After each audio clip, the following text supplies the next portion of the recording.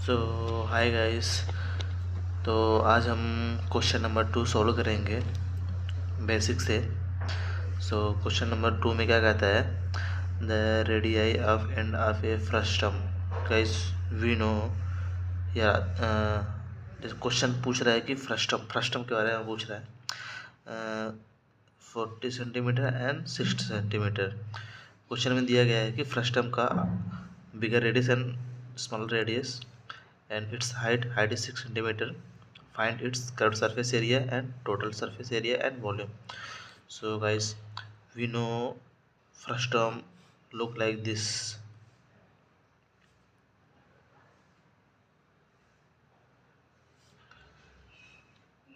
This is frustum and this is center and this is bigger radius, that is R1 equal to 14 centimeter, and this is smaller radius R2 equal to 6 centimeter, and this is the height of frustum h equal to 6 centimeter. So guys, question is asking surface area, curved surface. Guys, we know this is the flat surface and this is the curved surface and this is also the flat surface. So we need to calculate this surface area. So guys हम कैसे calculate करेंगे इसको हम ऐसे मान लेंगे कि हमारा ये पूरा कोण है, उसमें से हमने ये कोण रिमूव कर दिया तो हमारा ये कोण मिल गया हमको। तो उसके लिए हम क्या करेंगे, सरफेस से निकाल के इसकी हाइट मान लेंगे हम h1 एंड और इसकी हाइट हम मान लेंगे h2। ठीक है गाइस, एंड ये जो छोटा कोण है उसकी हाइट h2 है और ये जो बड़ा कोण है होल कंप्लीट इसकी हाइट h1 है और ये जो हमारा फ्रस्टम की हाइट है वो h है। और let's say this angle is theta and so guys, तो हम एक फॉर्मूला लिखेंगे इसका कैलकुलेट करने के इसका कर्व्ड सरफेस एरिया कैलकुलेट करने का। जो बिगर कोण है उसका कर्व्ड सरफेस माइनस स्मॉलर कोण का कर्व सरफेस, तो हमें ये कर्व सरफेस मिल जाएगा। Curved surface area, curved surface area of frustum equal to bigger cone surface area minus smaller cone surface. Guys आपको समझ आ रहा होगा यहाँ तक, अगर कोई डाउट हो तो please raise your comment.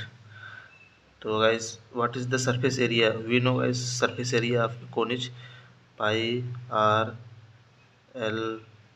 Guys let's say this slant height of bigger cone is L1, bigger cone is L1 slant height of bigger cone, and smaller cone is L2 slant height minus pi r L2. And what is the L1 and pi r2? Guys, this cone has the different radius and different slant height, and this cone has different radius and different slant height. So we need to mention here pi r1 L1 and pi r2 L2. So here pi we will take common, and r1 L1 minus r2 L2.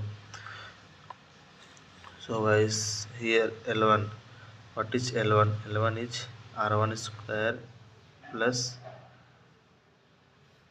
h1, r1 square plus h1 square का under root,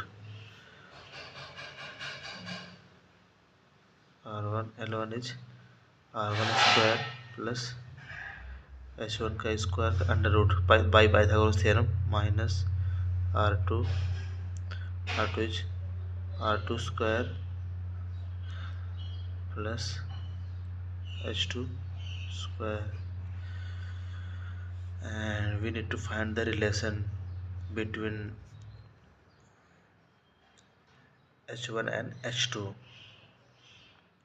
Okay guys, so in this figure we calculate the tan theta. If we see as this is tan theta, uh, we need to find the relation. हमें ऐसा relation find करना है जिससे हम H1 H2 find कर ले in terms of R known terms. So if we see this triangle, guys, in this triangle tan theta, we take tan theta. What is the tan theta? Perpendicular upon base. So perpendicular क्या है इसमें, ये this is radius R1, tan theta equal to R1, और base क्या है H1, base is H1. And in this triangle, guys, in this triangle this height this is R2 upon this height is H2.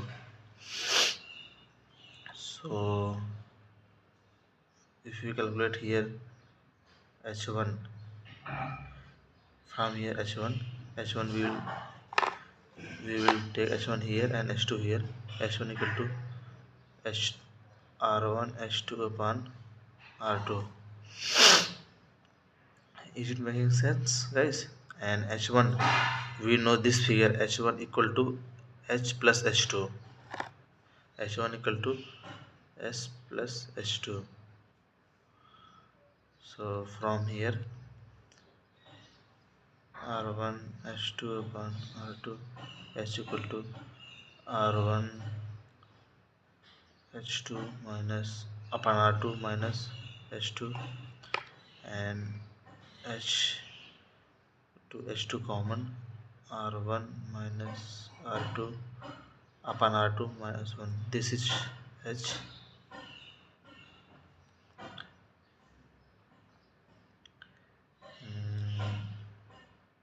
If you this here, this is multiplication, we will, तो हम इसको इधर ले आएंगे, तो ये क्या हो जाएगा R1 upon R2 minus 1 equal to H2. सो ये हमें H2 मिल गया. वैसे ही हम H1 कैलकुलेट करेंगे, ठीक है गाइस. और H1 कैसे कैलकुलेट करेंगे, H1 ऐसे, H1 को इस इक्वेशन में रख देंगे तो हमें H1 मिल जाएगा. H1 बराबर R1 H2 अपन R2 है, और H2 की वैल्यू हमने H के टर्म्स में निकाल ली है. तो H1 तो R1 अपन R2 को एज इट इज लिख देंगे, और यहाँ पे H2 की वैल्यू रख देंगे H1 अपन R1 माइनस R2 अपन R2. इसी R2 कैंसिल हो जाएगा, तो H1 बराबर हो जाएगा R1 H अपन R1 माइनस R2. ये हो गया H1 H के टर्म्स में है. अब हम क्या करेंगे, यहाँ पे सिंपली पुट कर देंगे इन सब की वैल्यू. अब हमें R1 भी H1 भी पता चल गया है H के टर्म्स में, और H2 भी पता चल गया है H के टर्म्स में, और H1 भी पता है हमें H के टर्म्स में. तो सिंपली हम पुट कर देंगे. So guys, and what is the our phi common R1